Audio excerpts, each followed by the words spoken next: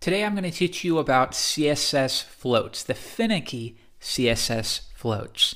So we can use floats to create the effect of columns. And while this isn't ideal and there are some ways with CSS to make it easier, they're not going to be supported in all browsers because they are somewhat new.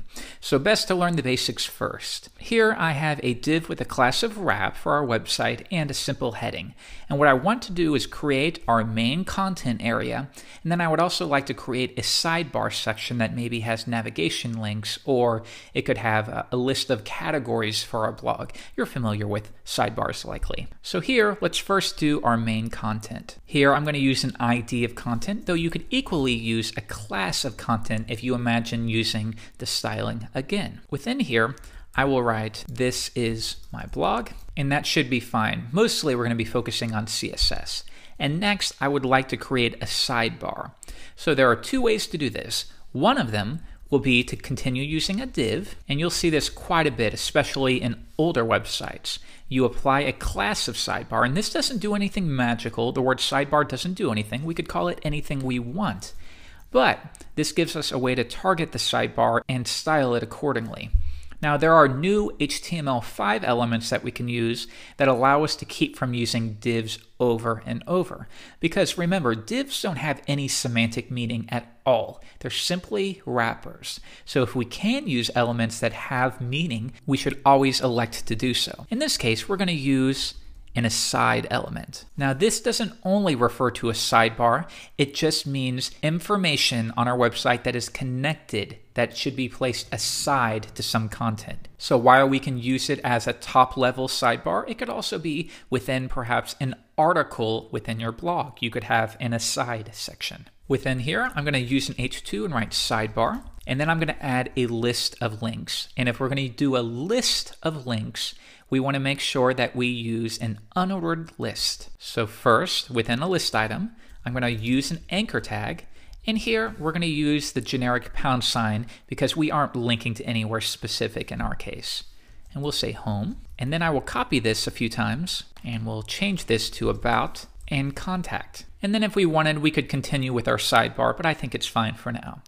And also within our content section, maybe I'll say main content heading.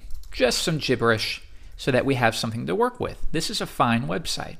So now I'm going to come back and reload the page, and here we have it. So now our job is to figure out how to get this sidebar to the right side of our main content area so that it looks like a real website. If we browse the nettouch, you can see, if I zoom out a few clicks, we have our main wrapper, and then we have our main content area, and then we also have a sidebar that's pushed off to the right. Let's try to recreate this. First, we're referencing our style.css file, and now we can get started. The first step is to, if we come back, reference this class of wrap. As we learned in the last lesson, the quiz lesson, we can apply a width of 600 pixels and a margin of auto to center our website on the page. The next step is, let's use background colors so we can easily see where each section begins and ends. And this is important to remember, these are just boxes. So for example, if I come back and we want to reference div with a class of content, I do period content, background red. And then if I want to reference all the sides on the page, I could say background brown. Now let's refresh, and you can see these are all just boxes. If we were to apply a background color to the wrap of yellow, these are terrible colors, but you'll see, again, this is a big box. The yellow is cutting off because the sidebar is filling up the rest of the space, and that will be stacked a little bit higher in terms of the Z index or the Z axis. So let's get rid of the yellow, and we'll stick with our colors here, but we want to make the sidebar lesser in width and pushed all the way to the right. And we can accomplish this by using floats. So first, I'm going to target the main content area and specify that it should float to the left. And now you can see it automatically reduces. Now, keep in mind, there is no dedicated width here. It's going to take up all available space that it requires. So for example, main content heading, watch what happens if we come back. And if I were to duplicate that to make a longer heading, it's going to take up all of that space as well.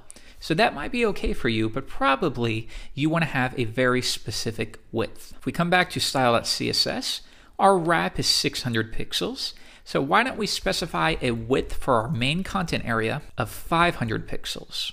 Now if I come back and refresh, it's taking up exactly 500 pixels, regardless of how wide our headings are. And now that I look at this, I'm thinking our sidebar is a little bit too narrow. So why don't we fix that? Come back and let's make the width of our content area 450 instead. Refresh. And now because we floated our main content to the left and specified a width, anything below it will jump up. The next step is we want to simulate more of an actual website, and it's difficult to do so when you don't have much content. So why don't we adjust the height of each of these so that we can see a little bit more. Here, I'm going to target the content and the aside, and we're going to set the height to 600 pixels. Now, we need to note two things here, but first, let's make sure it works. Refresh, and sure enough, the height has been increased. Now, number one, rather than pasting height in here and here, we can reduce that by targeting both elements using a comma. And next, you want to stray away from using heights. Very, very rarely will you use an actual height on especially a wrapping element. And that's because you want to let your content determine what the height is. In a real website, you wouldn't want all of this spacing down below.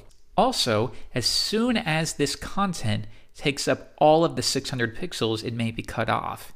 So in general, try not to use heights on your layout, but it's okay in this case so that we have something to work with. Next, I want you to take note of these bullets here. Why does it seem as if they're coming outside of the sidebar? I'm going to right-click and choose Inspect Element in Google Chrome. And if I hover over the URL, I want you to note how it seems as if it's taking up space within the main content area as well. If I hover over the list item, you'll see the same effect. And this is something you should be careful with. If we're floating the content area, and this is being pushed up, why don't we float the aside as well? And I'm going to float that one to the left, or you could also do the right. In this case, we can push it up to the left as well. That's better. And now you can see if we hover over it, it's only taking up that specific area as it should. Next, I see that the list items are pushed over to the edge, and we don't want that. Why don't we make them line up with the sidebar? And the reason they're pushed over is, again, because that browser is applying some defaults for you. Now, this is easy to trip you up at first because you don't know what is being applied by default. In this case, it's adding padding left to the unordered list. So I'm going to revise that by setting padding left to 0, and I need to make sure I only target the unordered list that is within the aside element. Refresh, and now that's being pushed back over. And if you wanted, you could adjust it slightly, so you could maybe make it 18 in this case. Or if you wanted to get rid of the bullets entirely, you could say list style, what kind of style for the list elements, and we're going to say no styling at all, and that will get rid of the bullets entirely. And then if we adjusted the padding left back to 0, that'll push it up against the edge like so, and you have the beginnings of what would be an actual website. Now, I want you to note if we try to resize this, it stays the same width no matter what. What if you wanted it to adjust? Well, another way is to use percentages to declare your width. So why don't we try it this time? And I'm going to say I want the width of the wrapper to be 80% of the width of our entire browser window. Next, here, I'm going to set the width of our content area equal to perhaps 70% of this containing element. And then I'm going to set the aside, and we'll keep that like so for the time being. Now if I refresh, I can resize and notice that the elements will resize as I adjust the browser window. Now, you might be wondering why the sidebar is staying the same. And that's because, again, it's taking up only the space that it requires here. So it takes up as much space as to fill that longest word sidebar. If you want to explicitly state a width, you could say width 30%. 70 plus 30 equals 100. Now if I refresh, you'll see that that's taken up 30% of the entire width. If you want to adjust this, you could say 90 for content and 10 for the sidebar. And now we have a much more flexible content area, but now we have a new problem. It's fine here, but if as soon as I scroll all the way down, you'll see that the width of our sidebar is too small, because at this point, 10% of a width of around 400 pixels is very little, only 40 pixels. So what if we wanted to set some minimums? And why don't we try that? We have a width of 80%, and we'll set minimum width to around 600 pixels. And while we don't have to, it's easier for me to read if I first we're going to have a minimum of 600, but then the width can be as much beyond that as it needs to in order to be 80%. But it can't go lower than 600 pixels. Now if I refresh, it seems the same for the big window, but now watch what happens when I reduce it. It's going to get to a point right here. It's not going to get any more narrow. And we can do the exact same thing for our sidebar. So if we want to set 20, 80, refresh, that looks good. And we want to make sure that no matter what, the width is appropriate. Good, so now you have a more flexible website. People browsing in lower resolutions can access your site, and then for larger resolutions, you can provide a different set of options. Maybe you want to display more at the top. You can do a lot of stuff here. Now we need to go over one more thing for today. Watch what happens when I apply a background color to our wrapping div right here. Background equals green. What do you think is going to happen? Refresh, and isn't this odd? The background color for our entire wrapping element seems to only be taking up the heading element. And why is that? And the only reason is, watch what happens when we remove the floats. Refresh, now it is taking up all of the available space. So it seems that when we apply floats, it takes these elements out of the flow of the document. Now this is only partially true, but for where you are, it makes sense. When you float an element, you're saying, I no longer want you to have a block display where you're going to take up as much space as you can. I'm going to rip you out of the flow of the document, and when it does that, the background color for the wrapper assumes that there's nothing below it. So this is a problem, and this is something that gets people tripped up quite a bit. There's lots of ways to fix this. One of them, and the most traditional way, is to use a CSS property called clear. So let's imagine right here we had a footer, and this is a new element for you. It designates the footer of a particular section, whether it's a blog posting or a website. And I'm going to say my footer. Now if I refresh, notice how it seems to trigger the wrapper. And the only reason it's doing this is because both of these elements, this one and this one, are floated, so they're out of the flow of the document.